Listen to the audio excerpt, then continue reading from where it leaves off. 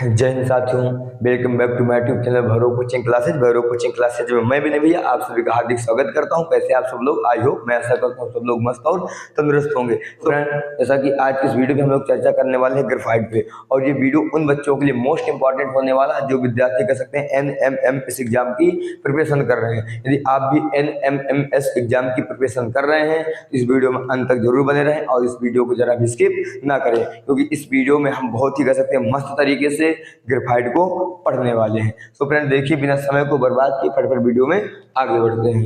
देखिए ग्रेफाइट, तो ग्रेफाइट क्या है? तो अगर हम बात करें ग्रेफाइट की, तो ग्रेफाइट एक प्रकार से कार्बन है, ये कह सकते हैं कार्बन का ही अपर रूप है। तो जो ग्रेफाइट होता है तो क्या होता है? कार्बन का अपर रूप होता है। ये देखने में कैसा होता है? तो काला गाढ़े भूरे रंग का होता है। अगर आपसे पूछा जाए कि ग्रेफाइट देखने में कैसा होता है या ग्रेफाइट का रंग कैसा होता है, तो आप क्या बताएंगे कि यह काला गाढ़े भूरे रंग का होता है। ठीक। मृदु एवं स्पर्श में चिकना। देखिए, अब मृदु का मतलब क्या होता है? तो कह सकते हैं कठोरता के आधार पर पदार्थ दो प्रकार के होते हैं। एक होता है मृदु पदार्थ कह सकते हैं, और एक होता है कठोर पदार्थ। तो जिसको तोड़ें और वो आसानी से ना टूटे उसे बोल देते हैं कठोर पदार्थ, और जो आसानी से टूट जाए उसे बोल देते हैं मृदु पदार्थ। तो जो आपका ग्रेफाइट होता है तो क्या होता है? तो ग्रेफाइट मृदु होता है, क्योंकि ग्रेफाइट को जब हम लोग तोड़ते हैं आसानी से क्या होता है? टूट जाता है। ठीक। अगर छुएंगे तो कैसा रहेगा? चिकना रहेगा।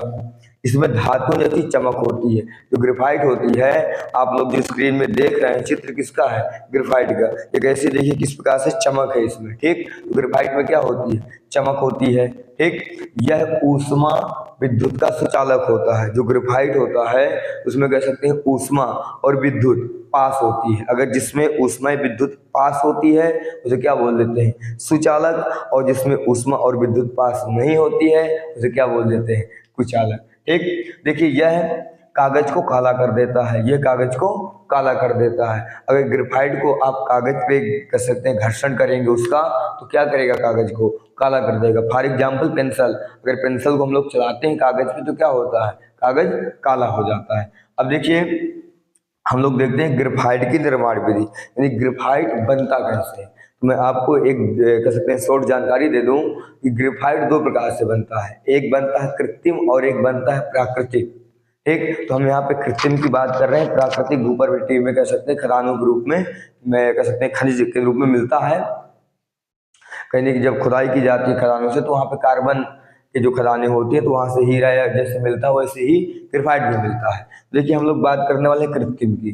तो जो ग्रेफाइट की निर्माण विधि क्या है, कृत्रिम कैसी है? तो जब कोक को, अब देखिए कोक क्या है? तो कोक भी एक प्रकार कह सकते हैं कार्बन के द्वारा निर्मित पदार्थ ही है। तो जब कोक को 3000 डिग्री पर गर्म किया जाता है, ठीक, जो कोक होता है, कोक क्या होता है मैंने भी आपको बताया, ये भी कार्बन द्वारा निर्मित पदार्थ होता है। ठीक। एक पदार्थ होता है कोक, जिसे क्या, एक पदार्थ होता है जिसे क्या बोल देते हैं? कोक। ये भी काले रंग का होता है। ठीक।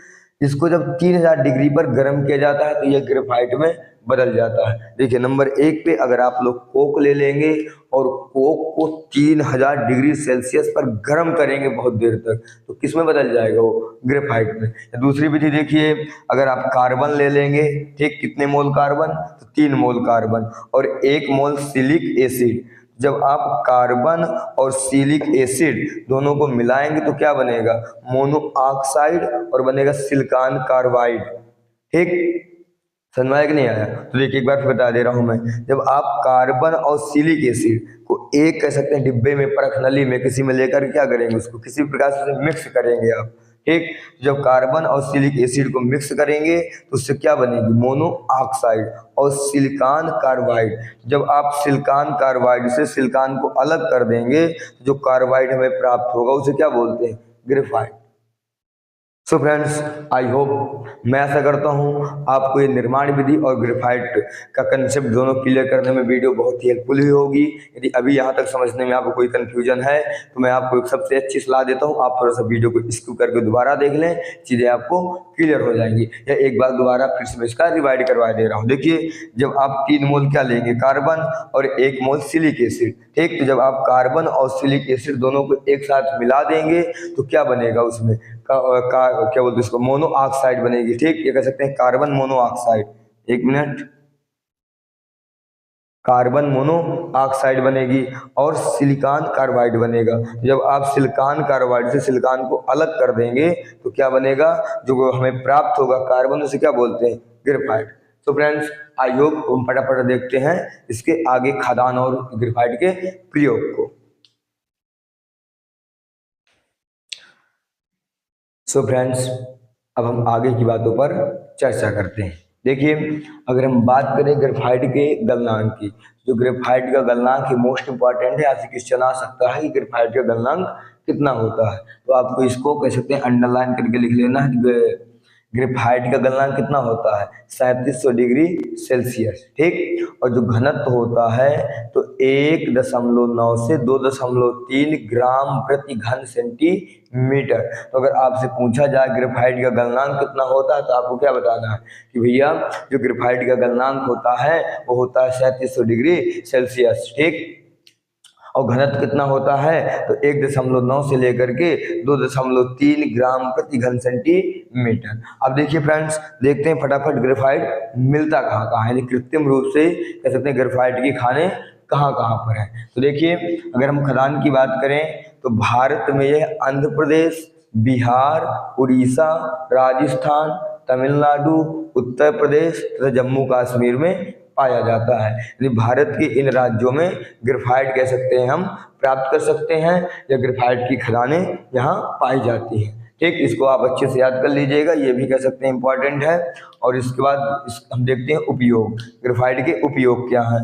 देखो, इसका उपयोग शुष्क सेल, अब आप लोग शुष्क सेल तो जानते ही होंगे, जैसे जो सेल पढ़ते हैं कह सकते हैं जो वाल वॉच होती है कि दीवार घड़ी होती है, ठीक। तो दीवार घड़ी में जो सेल पड़ता है उसे क्या बोलते हैं, शुष्क सेल, ठीक। तो अगर आप उस सेल को तोड़ेंगे, तोड़कर देखेंगे तो उसके बीच में एक रॉड पड़ा रहेगा काला काला, ठीक। वो किसका होता है, ग्रेफाइट का होता है। विद्युत भट्टियों में इसका प्रयोग किया जाता है, विद्युत लेपन में, इलेक्ट्रोड बनाने में, ठीक, किया जाता है। और ग्रेफाइट का उपयोग पेंसिल के लेड बनाने में किया जाता है। जो पेंसिल होती है और पेंसिल की जिस नोक से हम लिखते हैं, यानी उस लेड को बनाने में किसका प्रयोग किया जाता है, तो भैया ग्रेफाइट का प्रयोग किया जाता है। सो फ्रेंड्स, आई होप, मैं आशा करता हूँ आपको ये वीडियो ग्रेफाइट के कंसेप्ट को क्लियर करने के लिए बहुत ही हेल्पफुल हुआ होगा। ये वीडियो आपके लिए हेल्पफुल हुआ हो तो हमारे इस वीडियो को लाइक, और यदि आप अभी तक हमारे चैनल को सब्सक्राइब नहीं किया है तो हमारे चैनल को सब्सक्राइब जरूर कर ले। सो फ्रेंड्स, मिलते हैं नेक्स्ट वीडियो में, तब तक के लिए जय हिंद।